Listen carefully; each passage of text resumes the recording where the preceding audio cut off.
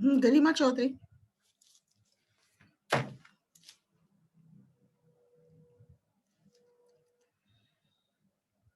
Good afternoon ma'am. Good afternoon बेटा Garima, good afternoon.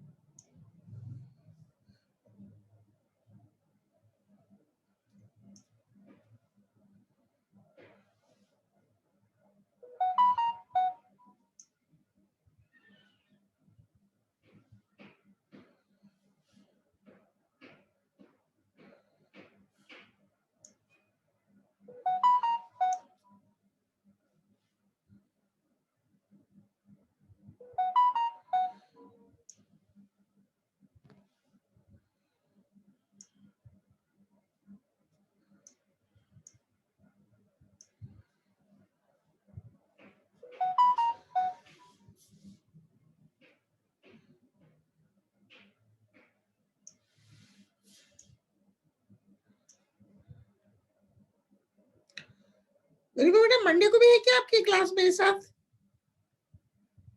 क्या ma'am? Monday को भी है क्या आपके साथ मेरी क्लास?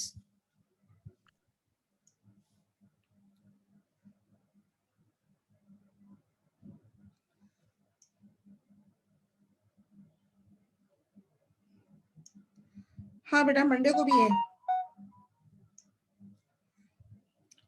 यस मैम है बेटा है।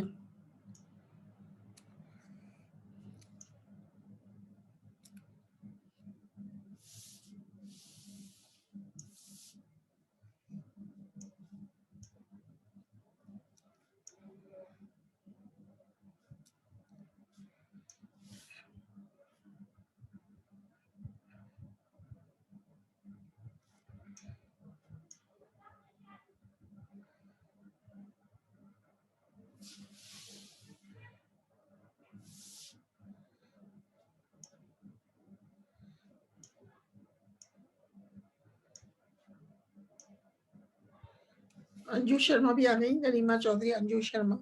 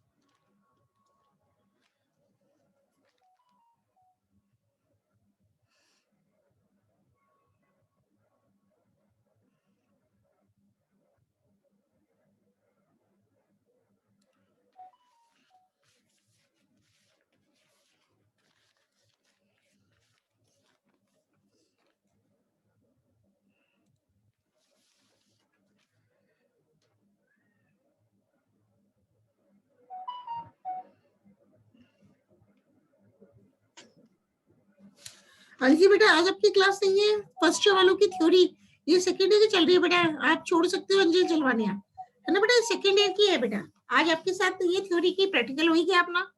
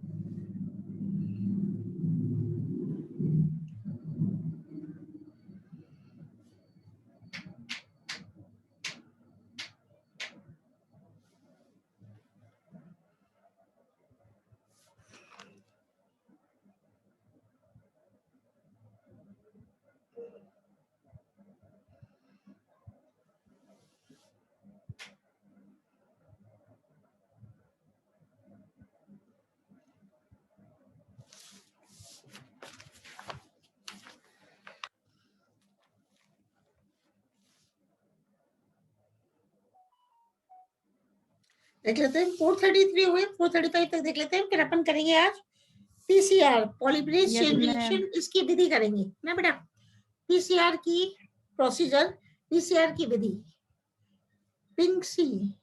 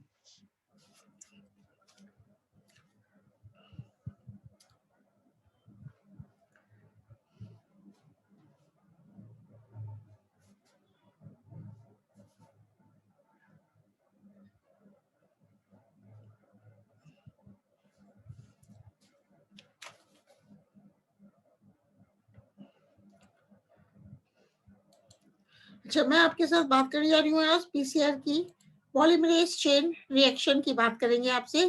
किसकी बात करेंगे? पॉलीमरेज चेन रिएक्शन पीसीआर के बारे में चर्चा करेंगे। तो ये है प्रोसीजर ऑफ पीसीआर, पीसीआर की विधि। तो बेटा पॉलीमरेज श्रृंखला अभिक्रिया के प्रारंभ में सर्वप्रथम जीनोमिक डीएनए, सर्वप्रथम एक मिनट, कौन कौन आ गया? सविता शर्मा, पिंकसी आइए।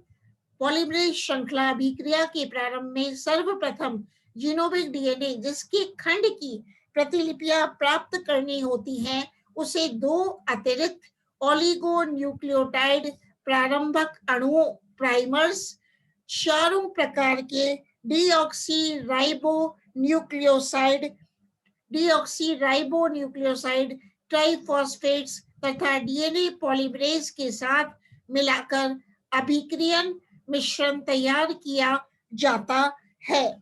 तत्पश्चात क्रमबद्ध चरणों में पीसीआर पॉलीमरेज चेन रिएक्शन की क्रिया संपन्न की जाती है। तो अपन ये देख रहे हैं बेटा, ये डायग्राम किसका दिख रहा है? मैं एनलार्ज करती हूँ।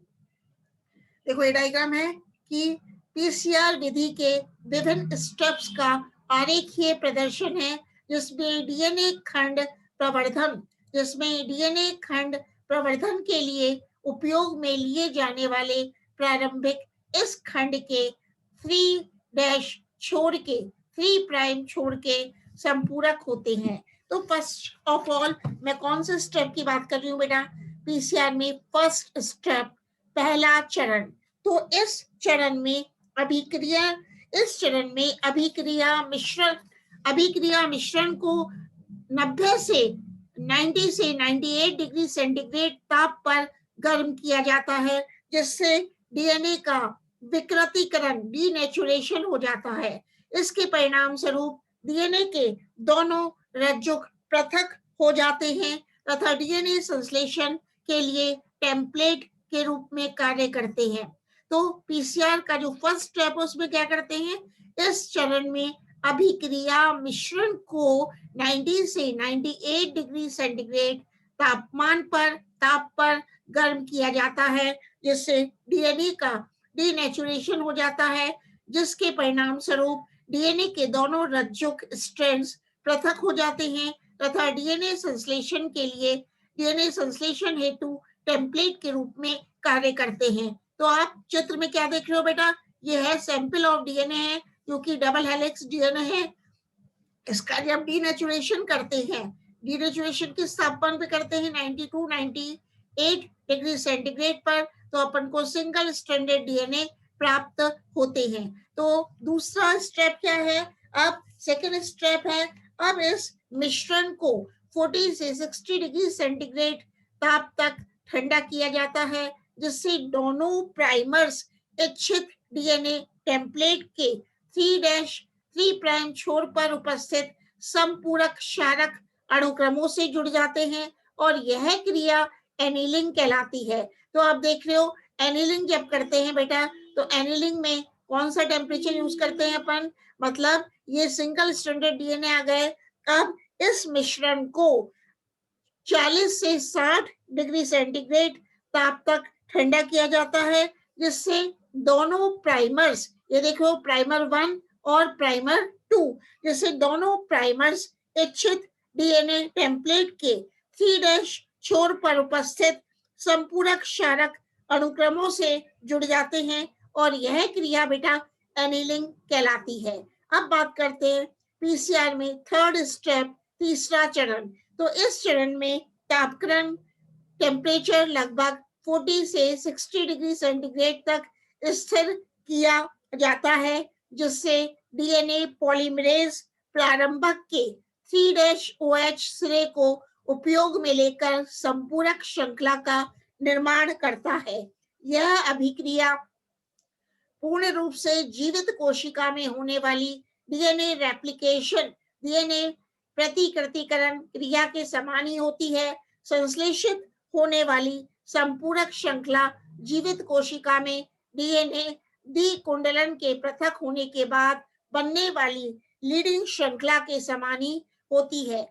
इस तीसरे स्टेप में, इस तीसरे चरण में दोनों प्रारंभक एक दूसरे से विपरीत दिशा में विस्तारित अथवा खिंच जाते हैं, जिससे उन दोनों के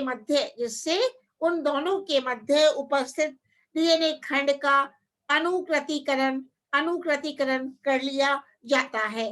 तो तीसरे स्टेप में हम क्या देख रहे हैं बेटा कि इस स्टेप में, तीसरे चरण में तापक्रम लगभग 40 से 60 डिग्री सेंटीग्रेड तक स्थिर किया जाता है, जिससे डीएनए पॉलीमरेज प्रारंभक के 3' सिरे को उपयोग में लेकर संपूरक श्रृंखला का निर्माण करता है। जब माध्यम से टैक डीएनए पॉलीमरेज का उपयोग किया जाता है, तो तापक्रम 70 से 75 डिग्री सेंटीग्रेड तक रखा जाता है। तो ये क्या दिखाया बेटा, तापक्रम एक तो दिखाया है आपको सिंथेसिस, पहला दिखाया आपने डीनेचुरेशन जो कि 90 से 98 डिग्री सेंटीग्रेड पर होता है। दूसरा अपन ने बात की एनीलिंग जो कि 40 से 60 डिग्री सेंटीग्रेड पर होती है। अब जब टैक डीएनए पॉलीमरेज का यूज करते हैं, तो मैंने बताया जब माध्यम में टैक डीएनए पॉलीमरेज का उपयोग किया जाता है, तो टेम्परेचर 70 से 75 डिग्री सेंटीग्रेड तक रखा जाता है। तो अपन ने ये देखा इस ताप के अन्य लाभ भी होते हैं, जैसे जीवाणुओं के लिए, बैक्टीरिया के लिए अनुकूल ताप 37 डिग्री सेंटीग्रेड की तुलना में 70 डिग्री सेंटीग्रेड से 75 डिग्री सेंटीग्रेड ताप युग्मन पर 20 क्षारीय लंबे प्रारंभकों तथा डीएनए के मध्य पेयरिंग अधिक विशिष्ट होता है, तथा ये अनडिजायरेबल डीएनए के बहुगुणन को भी रोकता है। मतलब क्या बताया, इस ताप के अन्य लाभ भी होते हैं। कौन से ताप के? सब जब माध्यम से टैक डीएनए पॉलीमरेज का उपयोग किया जाता है, तो टेम्परेचर 70 से 75 डिग्री सेंटीग्रेड तक रखा जाता है। और इस टेम्परेचर के अन्य लाभ भी होते हैं, जैसे बैक्टीरिया के लिए अनुकूल ताप 37 डिग्री सेंटीग्रेड की तुलना में 70 डिग्री सेंटीग्रेड से 75 डिग्री सेंटीग्रेड ताप युग्मन पर 20 क्षारीय लंबे प्रारंभकों तथा डीएनए के मध्य पेयरिंग अधिक विशिष्ट होता है, तथा ये अनिच्छित अनडिजायरेबल डीएनए के बहुगुणन को भी रोकता है। तो इच्छित डीएनए के प्रवर्धन को प्रारंभक की लंबाई तथा मैग्नीशियम आयंस की उपयुक्त मात्रा द्वारा बढ़ाया जा सकता है। तो तृतीय चरण, थर्ड स्टेप के पूर्ण होते ही डीएनए प्रवर्धन, डीएनए एम्प्लीफिकेशन का प्रथम चक्र पूरा हो जाता है। देखते हैं अपन, फर्स्ट साइकिल कंप्लीट हो जाती है। इसे पूरा होने में लगभग 1 से 3 मिनट तक का समय लगता है।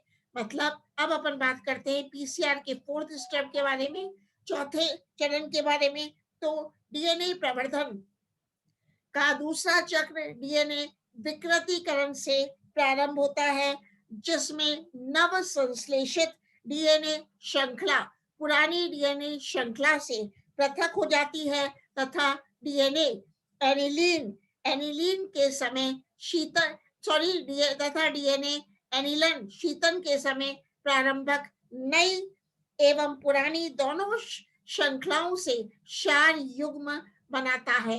क्या बोल रही हूँ बेटा? फोर्थ स्टेप पीसीआर में है डीएनए प्रवर्धन का दूसरा चक्र डीएनए विकृतीकरण से प्रारंभ होता है, जिसमें नव संश्लेषित डीएनए श्रृंखला पुरानी डीएनए श्रृंखला से पृथक हो जाती है तथा डीएनए एनिलन शीतन के समय प्रारंभक नई एवं पुरानी दोनों श्रृंखलाओं से क्षार युग्म बनाता है। तो इस समय डीएनए श्रृंखलाओं की कुल संख्या पूर्व में उपस्थित डीएनए श्रृंखलाओं की संख्या से दोगुनी होती है, डबल होती है। इस प्रकार डीएनए प्रवर्धन का द्वितीय चक्र पूर्ण होता है। तो ये देखो साइकिल 2 भी कंप्लीट हो गई। तो इस प्रकार डीएनए प्रवर्धन का द्वितीय चक्र पूर्ण होता है, जिसमें इच्छित डीएनए अथवा आरएनए खंड की प्रतिलिपियां होती हैं।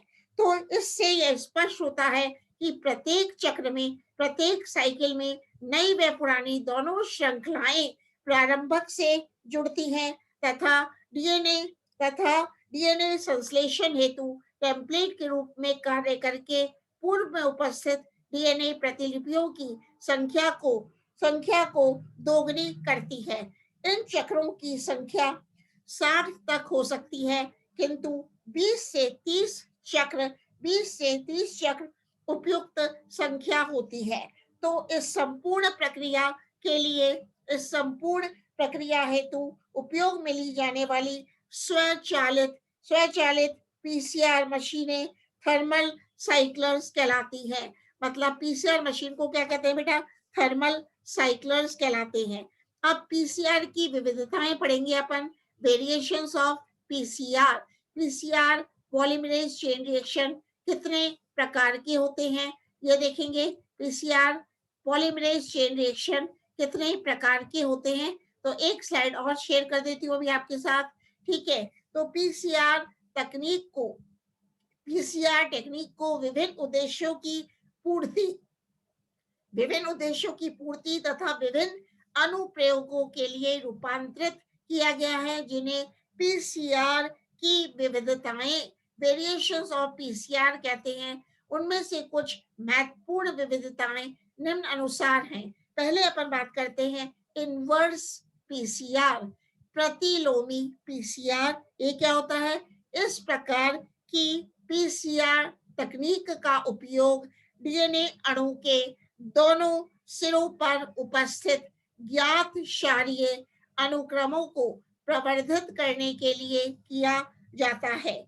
इस तकनीक में मतलब इनवर्स पीसीआर में इच्छित डीएनए खंड के 5' सिरे पर उपस्थित अनुक्रमों के संपूरक ओलिगो न्यूक्लियोटाइड प्रारंभों का उपयोग किया जाता है। यह प्रारंभों के 3' स्वतंत्र सिरे को बाहर की ओर पलट देता है, जिसके परिणाम स्वरूप नव संश्लेषित श्रृंखला उपयोग में लिए जाने वाले डीएनए खंड से दूर विपरीत दिशा में वृद्धि करती है। इसे प्रतिलोमी पीसीआर भी कहते हैं। तो अपन देख रहे हैं ये तो है रेस्ट्रिक्शन साइट्स और प्राइमर जोड़ रहे हैं। तो ये किसका एग्जाम्पल है?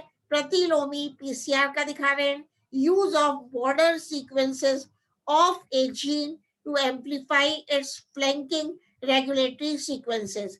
एक है बेटा एंकर्ड पीसीआर, किसकी बात करेंगे? संलागी पीसीआर। तो संलागी पीसीआर क्या होता है? जब किसी जीन अथवा इच्छित डीएनए खंड के केवल एक ही सिरे 3' एंड पर उपस्थित अनुक्रम ज्ञात हो, तब इस सिरे का अथवा 3' रज्जु के संपूरक प्रारंभक का उपयोग कर डीएनए एकल श्रृंखला की अनेक प्रतिलिपियां प्राप्त की जा सकती हैं। इसके लिए पॉलीजी इसके लिए, पॉलीजी पूंछ इसके लिए, पॉलीजी पूंछ टेल, अथवा अथवा कोई भी होमोपॉलीमर समबहुलक पूंछ को पीसीआर द्वारा संश्लेषित एकल रज्जु के 3' सिरे पर जोड़ा जाता है, जिसके लिए कोई प्रारंभक उपलब्ध नहीं होता है। इसके परिणाम स्वरूप संपूरक पॉलीसी समबहुलक का उपयोग एक प्रारंभक के रूप में कर लिया जाता है। इससे पीसीआर द्वारा निर्मित एक रज्जु की डीएनए को कॉपी करके पूर्ण डीएनए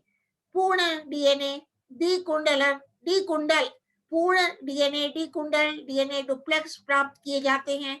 संश्लेषित डीएनए डीकुंडल को सामान्य प्रक्रिया द्वारा प्रवर्धित किया जाता है। यह प्रक्रिया संलागी मतलब एंकर्ड पीसीआर कहलाती है। तो इस डायग्राम को मैं एनलार्ज कर रही हूँ। अपन इसमें क्या देख रहे हैं, एक तो है आप देख रहे हो इसमें संलागी पीसीआर को कैसे करते हैं, एंकर्ड पीसीआर को कैसे करते हैं। तो इसमें एनलार्ज करके देखना, डीएनए का सिंथेसिस हो रहा है, ये प्राइमर अटैच हो रहा है, और जैसे कि मैंने बताया polyG and poly-C attached to a primer and synthesis of DNA takes place. ये तो है poly-G and poly-C gets attached to a primer and synthesizes DNA. तो ठीक है, तो अब अपन करेंगे तीसरा क्या है, अतिव्यापन विस्तार द्वारा स्थल निर्दिष्ट उत्परिवर्तन जनन के लिए PCR for site directed mutagenesis by overlapping extension. तो इस पीसीआर तकनीक का उपयोग किसी जीन में विशिष्ट स्थल पर उत्परिवर्तन को प्रेरित करने के लिए भी किया जाता है। मतलब पीसीआर टेक्निक का उपयोग कब किया जाता है, जब किसी जीन के विशेष स्थल पर म्यूटेशन को प्रेरित करना हो, उत्परिवर्तन को प्रेरित करना हो, तो पीसीआर का यूज किया जाता है। इसके लिए जिस स्थल पर उत्परिवर्तन प्रेरित करना होता है उसका क्षार अनुक्रम ज्ञात होना चाहिए। इस अनुक्रम को पीसीआर तकनीक में उपयोग में आने वाले प्रारंभक के निर्माण के लिए उपयोग में लिया जाता है। इच्छित उत्परिवर्तन का प्रेरण प्रारंभकों के क्षार अनुक्रमों में परिवर्तन करके किया जाता है। तो इन रूपांतरित प्रारंभकों जिनके क्षार क्रमों को उत्परिवर्तित किया जा चुका होता है, उन्हें पीसीआर तकनीक द्वारा प्रवर्धन हेतु उपयोग में लिया जाता है। उत्परिवर्तन हेतु प्रारंभकों का उपयोग इसलिए किया जाता है क्योंकि उनमें उत्परिवर्तन प्रेरण आसान होता है। तो किसी जीन के आंतरिक स्थल को रूपांतरित करने के लिए अभिव्यापन विस्तार पीसीआर तकनीक काम में ली जाती है। इसके लिए जीन के जिस स्थल में उत्परिवर्तन प्रेरित करना होता है उसके क्षार अनुक्रमों को उपयोग में लेकर दो संपूरक प्रारंभक तैयार किए जाते हैं। इन प्रारंभकों में क्षार क्रमों को परिवर्तित करके इच्छित उत्परिवर्तन प्रेरित कर दिए जाते हैं। तो ये प्रारंभिक जीन के 3' सिरे पर उपस्थित क्षार क्रमों के लिए विशिष्ट होते हैं। इस पीसीआर को दो पृथक अभिक्रियाओं द्वारा पूर्ण किया जाता है। पहला है पहली अभिक्रिया में प्रथम 3' छोर प्रारंभक तथा पहला आंतरिक स्थल प्रारंभक का उपयोग किया जाता है। दूसरी अभिक्रिया में द्वितीय 3' छोर प्रारंभक तथा दूसरा आंतरिक स्थल प्रारंभक का पीसीआर हेतु उपयोग किया जाता है। तो प्रत्येक अभिक्रिया में पीसीआर द्वारा जीन की एक पूर्ण तथा एक अपूर्ण श्रृंखला का निर्माण होता है। तो इस प्रकार हम देख रहे हैं पीसीआर। अब अपन करते हैं, किसकी बात करेंगे, एप्लीकेशंस ऑफ पीसीआर। पीसीआर के अनुप्रयोग क्या क्या हैं, पीसीआर के यूज क्या क्या है? तो एक है यूज इन जेनेटिक्स, आनुवंशिकी में उपयोग। पीसीआर को किसका उपयोग है? आनुवंशिकी में उपयोग। तो आनुवंशिकी के क्षेत्र में पीसीआर तकनीक का उपयोग कर किसी जीव का जाति विशेष के सदस्यों, विभिन्न कायिक कोशिकाओं अथवा युग्मकों में उपस्थित किसी विशिष्ट जीन अथवा डीएनए खंड को एम्प्लीफाई किया जाता है, इसके परिणाम स्वरूप प्राप्त प्रतियों का उपयोग क्लोनिंग में भी किया जा सकता है। इसके अतिरिक्त जीन्स को अनुक्रमित कर विभिन्न जीवों, कोशिकाओं अथवा युग्मकों के जीन्स में होने वाले उत्परिवर्तनों के विषय में सूचना प्राप्त की जा सकती है। इस प्रकार प्राप्त सूचनाओं का उपयोग बीमारियों के निदान, समष्टि आनुवंशिकी, पॉपुलेशन जेनेटिक्स आदि में किया जा सकता है। इसके अलावा बेटा किसी जीव प्रजाति में लिंकेज मैप बनाने के लिए विशिष्ट जीनों के मध्य रिकॉम्बिनेशन फ्रीक्वेंसी को आंकलित कर मानव में लिंकेज मैप सरलता से बनाए जा सकते हैं। इसके लिए पीसीआर व डीएनए अनुक्रमणता तकनीकों का एक साथ प्रयोग किया जाता है। अब अपन सेकंड बात करते हैं, डीएनए की बहुरूपता का अध्ययन, स्टडी ऑफ डीएनए पॉलीमॉर्फिज्म। तो किसी जीनोम में डीएनए पॉलीमॉर्फिज्म ज्ञात करने के लिए पीसीआर तकनीक का उपयोग किया जाता है और इस उद्देश्य की पूर्ति के लिए ज्ञात क्षारक क्रमों वाले ओलिगो न्यूक्लियोटाइड को रैंडम प्रारंभिक के रूप में उपयोग में लिया जाता है। ऐसा करने पर केवल वही डीएनए खंड आवर्धित होते हैं जो कि ओलिगो न्यूक्लियोटाइड क्षारक क्रमों के संपूरक होते हैं। तो पीसीआर का यह अनुप्रयोग रैंडम एम्प्लीफाइड पॉलीमॉर्फिक डीएनए आरएपीडी बनाता है, जिन्हें जैव इलेक्ट्रोफोरेसिस द्वारा पट्टिकाओं के रूप में ज्ञात किया जाता है। इसके द्वारा अलग अलग प्रभेदों या जातियों के आरएपीडी बैंड्स की तुलना भी की जा सकती है। इनका उपयोग मक्का, सोयाबीन, चूहे, मनुष्य आदि में आरएपीडी मानचित्रण बनाने में किया जा चुका है।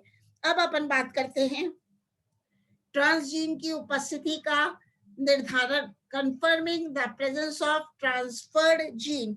तो पीसीआर तकनीक द्वारा किसी जीव में स्थानांतरित किए गए ट्रांसजीन की उपस्थिति का पता लगाया जा सकता है। इसके लिए ट्रांसजीन के दोनों 3' सिरों के पूरक प्रारंभकों का उपयोग कर ट्रांसजेनिक जीन में डीएनए आवर्धन किया जाता है। तो पीसीआर द्वारा डीएनए आवर्धन तभी संभव होता है जबकि संबंधित ट्रांसजीन उस जीव में उपस्थित हो। तो आवर्धित डीएनए को इलेक्ट्रोफोरेसिस द्वारा बैंड्स के रूप में पहचान लिया जाता है। इस प्रक्रिया हेतु अन्य विधियों जैसे न्यूक्लिक अम्ल संकरण विधियों, संग, डॉट प्लॉट, सदर्न तथा नदर्न संकरण का प्रयोग किया जा सकता है, किंतु उनमें अधिक समय लगता है तथा रेडियोधर्मिता का उपयोग होता है। इनकी तुलना में पीसीआर तकनीक में केवल 1 दिन का ही समय लगता है तथा रेडियोधर्मिता का उपयोग पीसीआर में नहीं होता है। इसमें केवल डीएनए पट्टिका पहचान हेतु लिथियम ब्रोमाइड अभिरंजक की आवश्यकता होती है। अब बात करते हैं पुनर्योगस डीएनए तकनीक की उपलब्धियां एवं विस्तार क्षेत्र। What is the scope and achievements of recombinant DNA technology. तो पुनर्योगस डीएनए तकनीक, रिकॉम्बिनेंट डीएनए टेक्नोलॉजी की खोज एवं सफलता ने मानव कल्याण तथा व्यावहारिक अनुप्रयोग, प्रैक्टिकल एप्लीकेशंस के संदर्भ में असीम संभावनाओं के नए आयाम प्रस्तुत किए हैं और यह एक शक्तिशाली तकनीक है जिसका उपयोग करके आज का मानव प्रकृति से प्रतिस्पर्धा करने लगा है। आज का मानव आज का मानव प्रकृति से प्रतिस्पर्धा करने लगा है। इसके द्वारा मनुष्य ने अनेक आर्थिक महत्व के एवं फसल उत्पादक पौधों तथा पालतू पशुओं की नस्लों में इच्छित परिवर्तन तथा गुणवत्ता सुधार करना प्रारंभ कर दिया है। तो रिकॉम्बिनेंट पुनर्योजी तकनीक, रिकॉम्बिनेंट डीएनए टेक्नोलॉजी की सहायता से आज हम आलू एवं टमाटर एक ही पौधे पर प्राप्त करने की स्थिति में आ गए हैं। यही नहीं अनेक भयंकर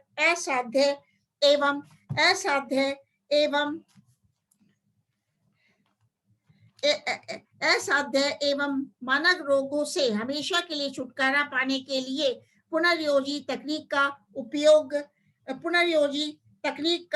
उपयोग किया जा रहा है। यही नहीं, ठीक है, अब अपन बात करते हैं, इसकी बात करेंगे जीन अभियांत्रिकी एवं पुनर्योजी तकनीक का उपयोग करके मानव कल्याण के लिए निम्न उद्देश्य प्राप्त करने के प्रयास किए जा रहे हैं। पहला है विभिन्न मानव जीनों की संपूर्ण जीन लाइब्रेरी तैयार करना, जिससे कि मानव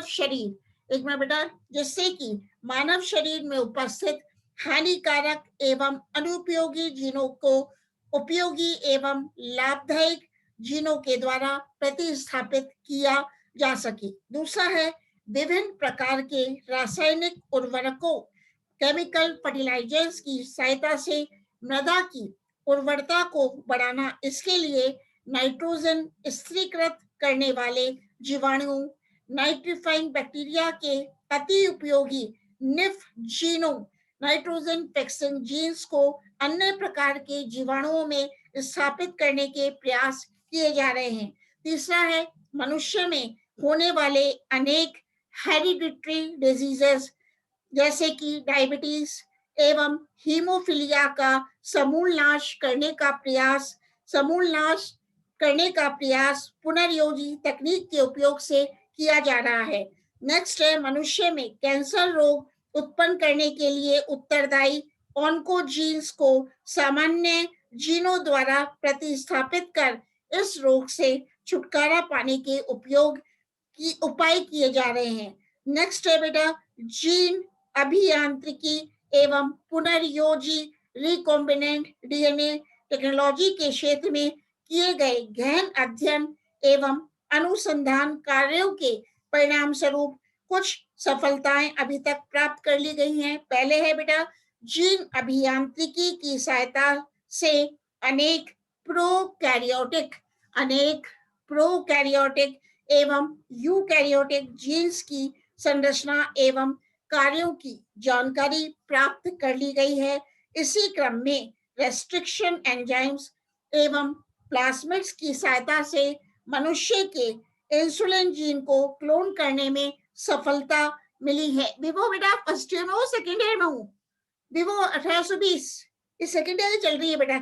पुनर्योजी डीएनए तकनीक द्वारा, रिकॉम्बिनेंट डीएनए टेक्नोलॉजी द्वारा वायरसेस तथा प्लाज्मिड्स के डीएनए का विनिमय करके सफलतापूर्वक कृत्रिम वाहकों वेक्टर्स का निर्माण किया जा चुका है तथा इन वेक्टर्स का उपयोग कर विभिन्न पौधों व जंतुओं की आर्थिक महत्व वाली किस्मों में उपयोगी जीन्स का समावेश कर लिया गया है। तीसरा है जीन नियमन की उलझी हुई गुत्थियों को आज जीन अभियांत्रिकी का उपयोग कर सुलझा लिया गया है।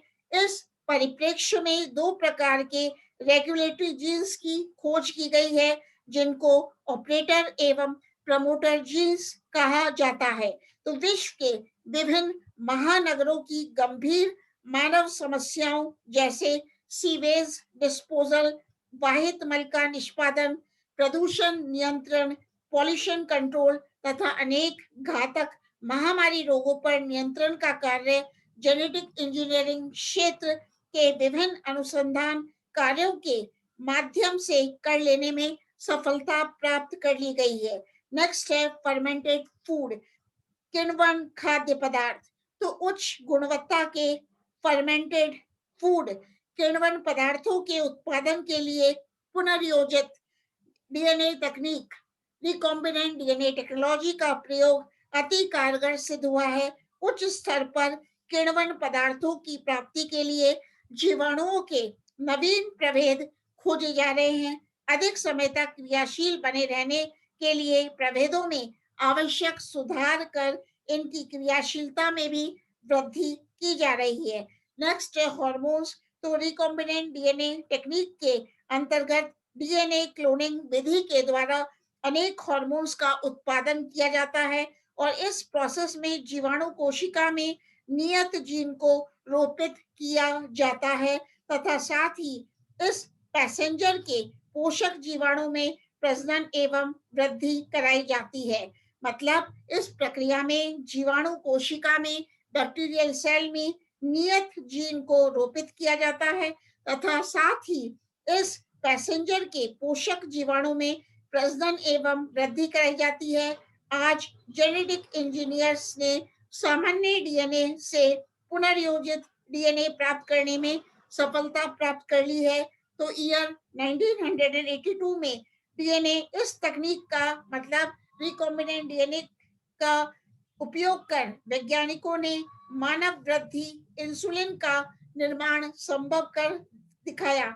इसी प्रकार मानव वृद्धि हार्मोन का उत्पादन भी इस विधि से किया गया है, रिकॉम्बिनेंट डीएनए टेक्नोलॉजी से किया गया है। इसी प्रकार हम देखते हैं अब टीके भी आ रहे हैं, वैक्सीन भी आ रहे हैं। तो हाल ही प्रयोग में लाए जा रहे टीके हानिकारक भी हो सकते हैं क्योंकि जिन विषाणुओं के प्रति इनका प्रयोग किया जाता है उन्हीं के कुछ प्रभेद सुप्त अथवा मृत अवस्था में टीकों में विद्यमान होते हैं। तो ऐसी कमजोर प्रवृत्ति के विषाणु अनावश्यक अभिक्रियाएं कर प्राणी के लिए घातक सिद्ध हो सकते हैं, परंतु डीएनए पुनर्योजित विधि के उपयोग से ऐसे घातक प्रभावों से मुक्ति पाई जा सकती है क्योंकि इस विधि के अंतर्गत प्राणी के देह में प्रतिरक्षियों एंटीबॉडीज के उत्पादन के लिए केवल विषाणु के प्रोटीन भाग को ही अंतक्षेपित किया जाता है। केवल विषाणु के प्रोटीन भाग को ही अंतक्षेपित किया जाता है। तो भेड़ों में मुक्त एवं पैरों पर संक्रमण करने वाले विषाणुओं के प्रति टीकों के उत्पादन के लिए अमेरिका की जेनटेक कंपनी जीन क्लोनिंग का सफलतापूर्वक इस्तेमाल कर रही है। इस विधि से स्विट्जरलैंड में बायोजेन के वैज्ञानिकों ने मानव में हेपेटाइटिस रोग से बचाव का सफल टीका खोज निकाला है। इसने न केवल हेपेटाइटिस बल्कि लिवर कैंसर जैसे भयानक रोगों का भी उपचार किया जाता है। तो इस प्रकार अपन ने देखा पीसीआर के बारे में। पीसीआर